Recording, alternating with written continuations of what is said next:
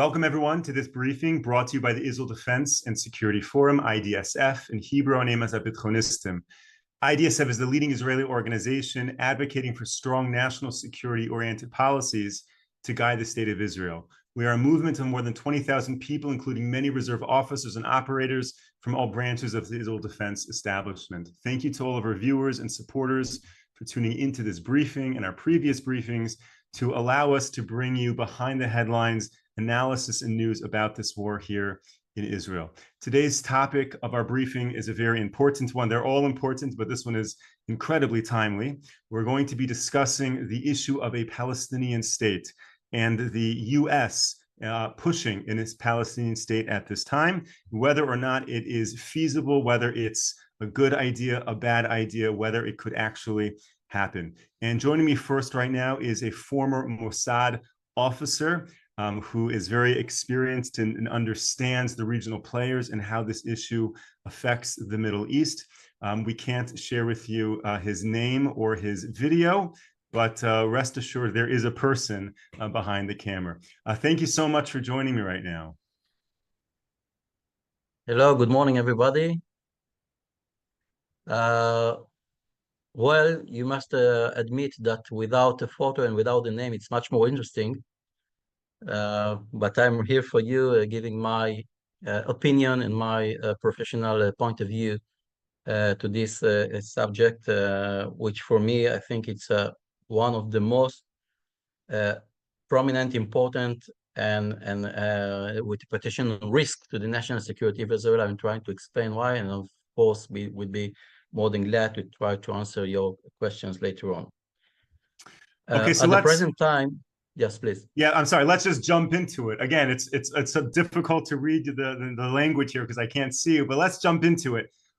The bottom line is a Palestinian state is good or bad right now?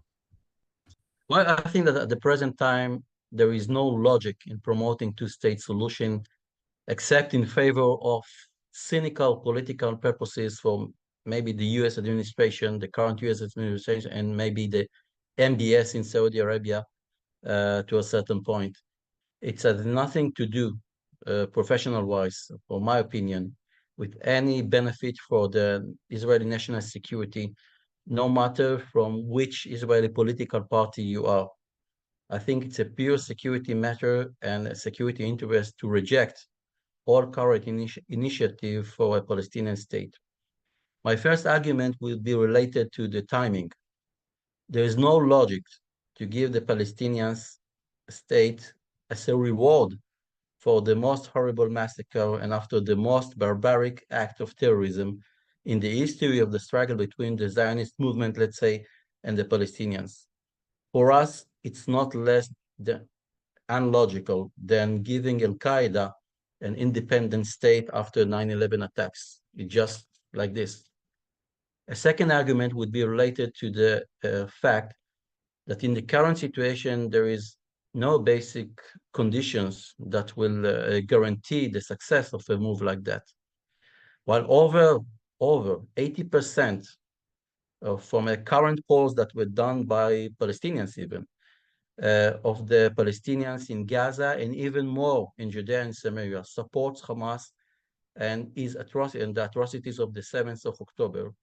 There is no agreement or arrangement that can, I think,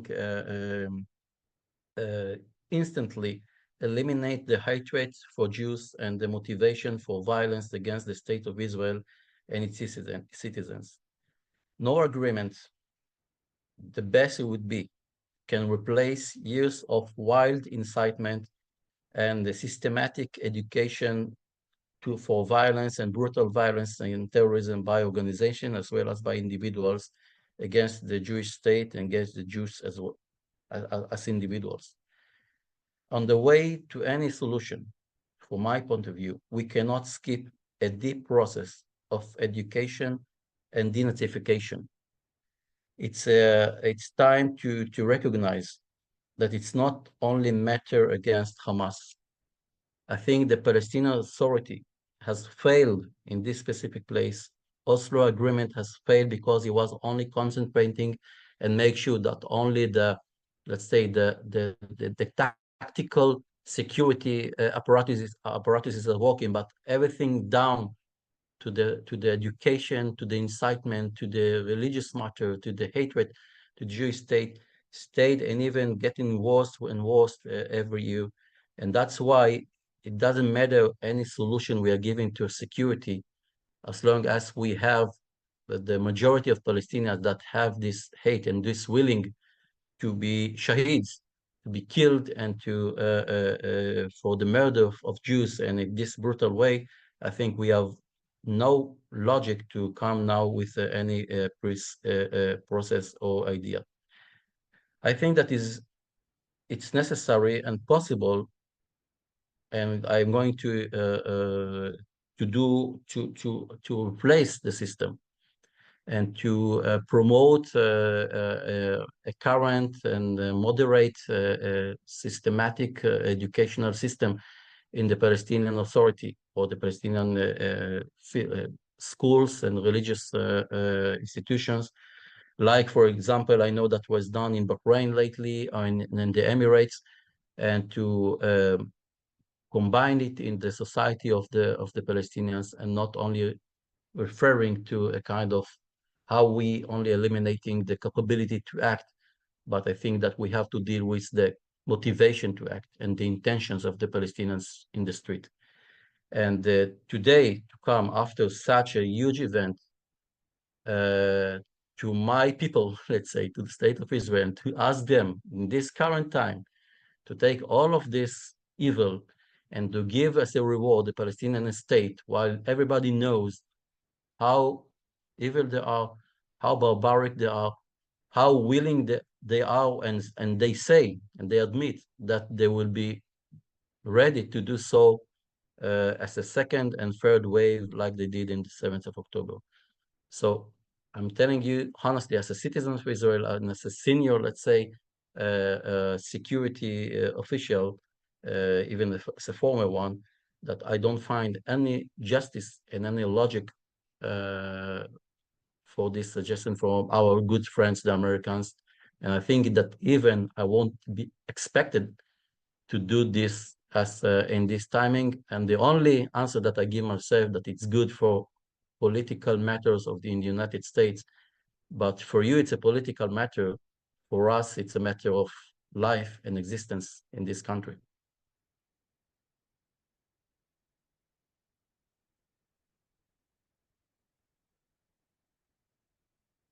Moshe? Yes. So it seems to be you have two reasons why you're opposed to a Palestinian state at this time. Number one is the timing. Number two is the need for denazification rather than hand a state that will set up a state of terror. So it sounds like, if I hear you correctly, you're not ideologically opposed to a state for the Palestinians. You don't believe that somewhere in the future there couldn't be a state. Is that a correct understanding of your approach? You know, in my professional life, I learned how to put aside even my own individual ideologies and beliefs and even personal position, and trying to analyze the situation as an expert. What can it be achieved? Can it be successful? And what is the on the security mainly from a security point of view?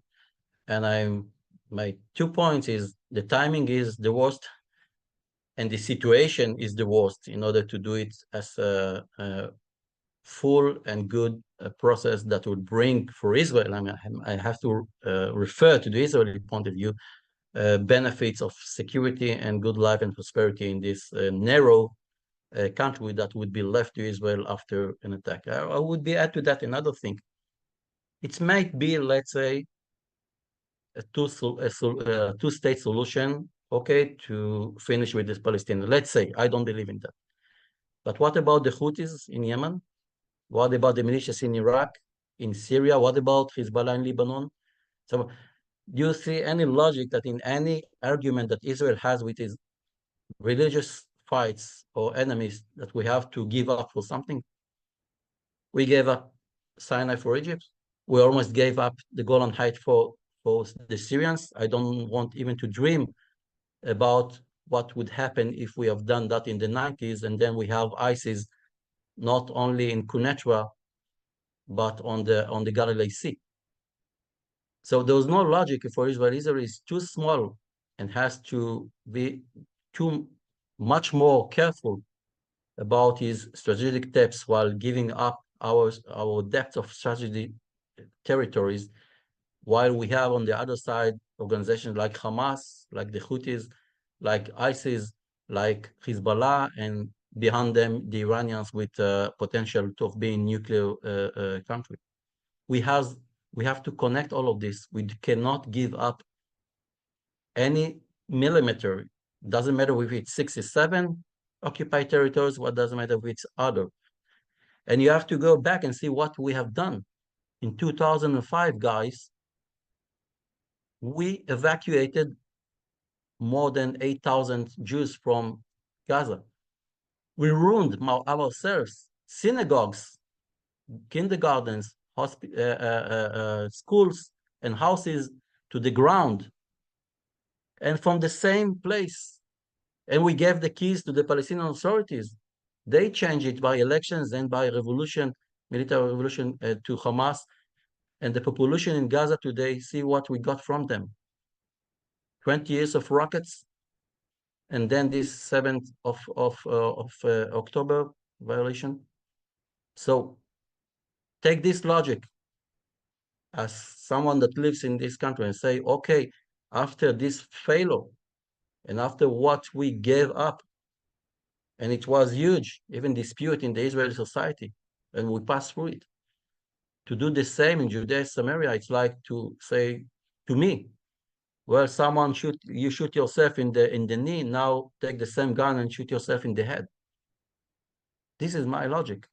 I put aside my opinions, my ideologies. I'm not talking about graves and holy places in Hebron and other cities. I respect that, but it's not my direction. My direction is pure security for the sake and the safetyness of my children and grandchildren here in Israel. And it's a very important position to express. You know, many of our viewers are writing in the chat about religious and ideological reasons that there cannot be the establishment of a Palestinian state. And, you know, when you're speaking to the pro-Zionist Jewish Christian community, obviously those are compelling arguments, but on the broader international scale, it's much more compelling to hear a senior military professional give these 2 or 3 military strategic reasons why this is a bad Well, idea. it's not that I'm, as a person, I'm ashamed of this religious connection. And I'm asking the guys that I cannot see, why do we respect, all of us, the connection of Islam to Al-Aqsa Mosque now or before Ramadan? You know that it's only the 3rd holy place for Islam in the world after Mecca and Medina, and you have them. And it's kind of a story. I'm not, of course, mezalzel. I'm not, how do you say it, mezalzel. I don't want, well, I respect You're this not point of belittling view, it. Islamic point of view, and the connection to Jerusalem. And see, if someone of you has visited Jerusalem, you can see that they have a free entrance to their holy places more than me, that I have to Temple Mount in Jerusalem. I think I have been there maybe the last time 15 years ago because I'm afraid to go there. Yes, we are in Jerusalem, but I'm afraid to go to the Temple Mount while they go by free. So we respect and we all see it as very obvious from a religious point of view. I'm going with you to the religious point of view to accept the Islamic connection and Palestinian connection and others connection to Jerusalem. Do I have to explain to none of you, any of you, the connection between the Jews to Jerusalem and to this Holy Land, even to Samaria and Judea? You know that the capital of Israel before Jerusalem was in Samaria and Judea and Samaria. It's not only my history, it's your history as well.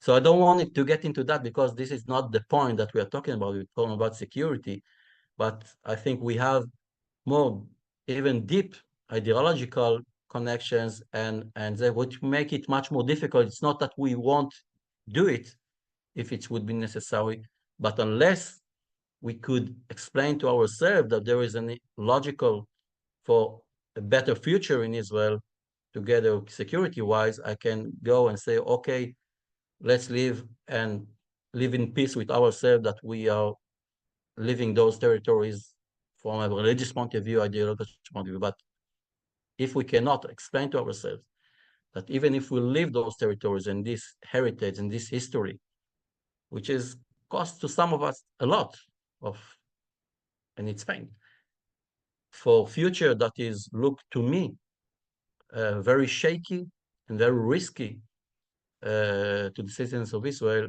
So I think with this complete picture, both of ideological and, let's say, objectical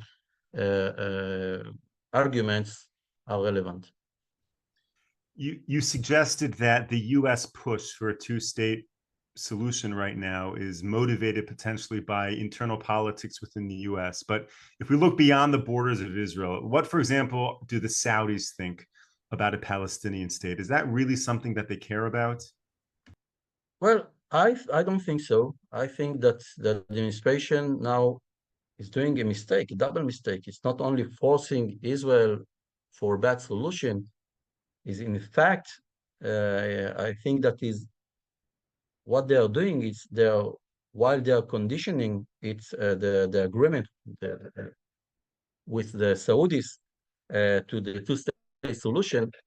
They are pushing back the capability to create now a huge solution for the region. I mean, this front with the Saudis and the other countries can be not only a front against the evil front of the Iranian, Russian, Chinese alliance, but it can be take this area for stability, not only security-wise, but even from other economical prosperity and some other benefits that you can achieve from that. Now, in that point, to put the two-state solution as a condition to this shake hand with the Saudis is a strategic mistake, sorry to say so. And I think that the Saudis, without any American pressure, won't go so far with the Palestinian, with the two-state solution. They will have to do something to give any, tax for this Palestinian issue, especially now. But they themselves even regret and live their own idea from 2002, what they call the Saudi suggestion for 2002, and they already say before the 7th of October, yes, we can do something for the Palestinian and to think about a process for any solution in the future, but no more conditions of two states before agreements with the Saudis, like the Bahrainis do before, like the Emirates did before, and I think the Saudis were on their way to do so. So how come the Americans put this as an obstacle between us and the Saudis? That's my point of view. Because if MBS would say that the Americans won't insist on that, I think he would give up the idea to go for two states. And I tell you something else. And if not, and if it would be conditioned for an agreement with the Saudis, I would recommend to the leadership in Israel not to go for that, to wait 2 more years, 3 more years, 10 more years for that, for the right solution. We cannot take this risk, even not for a very positive process that we have to do with the Saudis, unless someone will get it out of the fire. Okay, what about Iran and Qatar? What do you think their reaction is to two states? Does it affect anything? Does it change the relationship they would have with Israel? I think that the Iranians are above all of this. They don't care about Palestinian state. They care about the elimination of the Jewish state. And if they would, and I think that they believe that it's a positive step from their point of view, in order to get much more territories and to weaken Israel capability to defend itself from a narrow territory, and it could give them actually an open line from Tehran through Amman, through Baghdad, Amman, or Damascus, to almost to 10 kilometers to Tel Aviv. And I think the implications of that would be that the Iranians from Iraq and Syria would press the Hashemite regime, the Hashemite kingdom. I think while they have this motivation, when they see a Palestinian state in Judea and Samaria, and I think, okay, the only thing between our territories, the Shia territories, to this Palestinian state and to the end of Israel is Jordan, they will do, I think Jordan will have a decade of pressure, military pressure and subversive activities to topple this kingdom, this regime. And Hussein and Abdullah, I think, won't have the power, the enough power, even with supporters from outside, to reject this power, because it would be from the Palestinian future state, and from the other side, it would be from Iraq and Iran, I mean, the Iranian influence, and together they were going to crush, I think, Jordan. And then what we see is, as like they did in Syria, that now they have an open line from after Daesh, after ISIS, Tehran, Baghdad, Damascus, Beirut. They will do it on the southern line between Baghdad, Amman, let's say Ramallah, and to be on the border with Kfar Saba. If you know, it's the borders of Israel. It's about 10 kilometers from the sea, from the Mediterranean Sea in Israel. It would be disaster for Israel, and not only for Israel. And this is something that we have to think more than twice before suggesting that and before accepting such an idea. And I think that's why I'm not surprising to see that it's not a matter of specific political party in Israel. The majority of the public and the people of Israel understand it. The majority of the prominent parties understand it and reject it. And unfortunately, there are some parties or some either that will take it as an opportunity, you know, to reject this government and whatever. I'm coming from a pure angle of senior national security point of view, and I don't care whether who is now in leading Israel, Netanyahu or Gantz or Lapid, whatever. I would say the same opinion and the same analysis to any government of Israel, and I think that they both of them or all of them understand it very well and are in the same line concerning that issue. Thank you so much for sharing all of that. It really seems, based on what you're saying, if I can recap, that the interest and benefit of a Palestinian state rests solely with the US at this time, and it's not necessarily or at all in anyone's best interest over here, or even of interest. Well, I even doubt about this. I don't know, but I'm not an real expert in America, but I even doubt about this. How come it's American interest? If it's a huge risk for Israel, the region, Jordanians and others, how come it's in interest of the Americans? It's maybe somewhat that connected to the riots or the demonstrations that we do see now from progressive democratic base together with radical Islamists in the United States. And in order to make sure that those voters are with the Democrats, that would be the reason. But it's not even logic of what I'm expecting from American point of view. It doesn't matter if it's Republicans or Democrats. I think we are sharing the same point of view about liberal, democratic, and sustainable and stability in the region, in the Middle East. So, in that point of view, I even doubt about the American decision to take this step forward now. In this timing, I have no explanation for that, except what I said. For sure. A few weeks back, I heard you share your own take on the US-Israel relationship, what the relationship has been like in the past and what it's like now. Are you able to, in the last 4 minutes, share a bit about how you think the US and Israel are partnering right now during this war?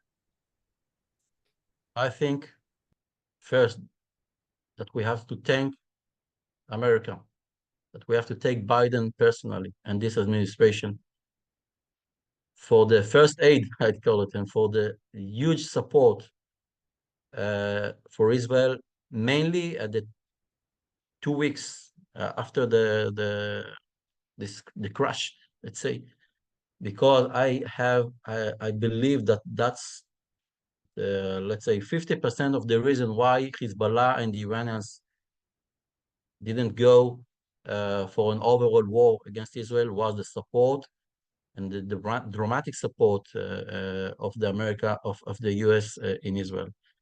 And we have to thank for that. And we are, of course, sharing the same point of view about any risk of deteriorating in the regional war. Of course, we want to avoid it, and we have to thank the Americans for that. I think they have their own reason why want to do so, but we have to thank it. I think that's from that point and on, there are, of course, some common interests between Israel and the United States, of course, concerning the front against Hezbollah and the Iranian-Russian front. But I think that we are not sharing the same point of view concerning the solution in Gaza and concerning the solution with the Palestinians also, all that, like we talked.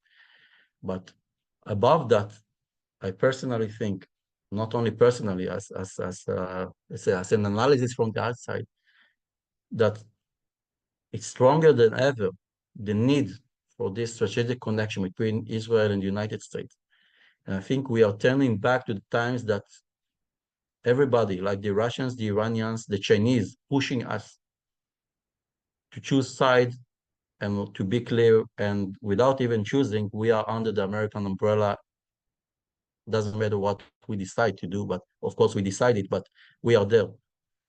I feel like we are paying all the price from being connected to the American values, to the American interest in the region, and so on, but not getting the all support for that. So Israel is in a situation that it pays all the price from our connections with the Chinese, with the Russians, of course, with the Iranians, Hezbollah, Iraq, whatever, while in some places have some hesitation how backup we get from the Americans by being much more aggressive, much more supportive for Israel in the region. And of course, we need it because we cannot deal with this front alone. From Iranian nuclear to the Iranian in the region, for all those militias that replaced ISIS in the area of Iraq and Syria and Lebanon, and for this alliance between Russia and Iran that is not only it's a technological wise, it's economical wise, of course, by supporting by weapons each other. And in that case, I think I expect, okay, I cannot talk in the name of that the Americans would do another step forward to support Israel, not only to finish with Hamas, but to confront this Iranian-Russian alliance in our region. And it's by some positive steps, like creating this coalition with the Sunnite moderate countries. And for example, the pay for that is putting aside the Palestinian state solution. And from another point of view, of course, what they began, and I'm very glad with that, this offensive against the Houthis and the Iraqis, as say to the Iranians and to the Iranian front, guys, we are here and don't be mistaken. So I see some positive, let's say, influence of the American back in our region. I hope that we see more than that. I think that some countries have to be much more confident in Americans' positive activity in our region. It's not only Israel, it's Saudi Arabia, it's the Gulf countries. And all of them, I think, would be much more confident to do steps to be much more moderate, much more pro-US, if they would see much more willing from the United States to be with them together here against the Chinese, the Iranians, and the Russians. So we are in another front, not only in Ukraine against this front. And I think that the United States and the European has to understand that it's a kind of a front against this alliance, evil alliance that was created from the beginning. It was surprising that it began in Gaza, not in other states, but it began in Gaza. But in fact, the line is drawing from Gaza to Beirut, to Tehran, and to Moscow. And in that line, we cannot afford standing alone as Israel. And I'm very happy to see the Americans begin this support with Israel, but they have to be much more supportive, what I expect toward Israel in this region. And I can be positive because I can see many other alliances together with the Egyptians, the Jordanians, the Saudis, the Emirates, that can give, and together we can even kind of going back and getting back countries like Iraq, Lebanon, and Syria to the Arab Sunnite camp and not the hands of the Iranians and the Russians. And with the help of the Americans, we can change the Middle East, and I can see it not only as a threat, but as an opportunity in this timing. It's always great to end on a positive note. So thank you for that. Thank you to our former Mossad officer and, of course, IDSF member for sharing all of that with us. Thank you to all our viewers and supporters. We will be back with you tomorrow, 10 a.m. Eastern time. Until then, stay safe, stay strong. Take care, everyone. Take care. Bye.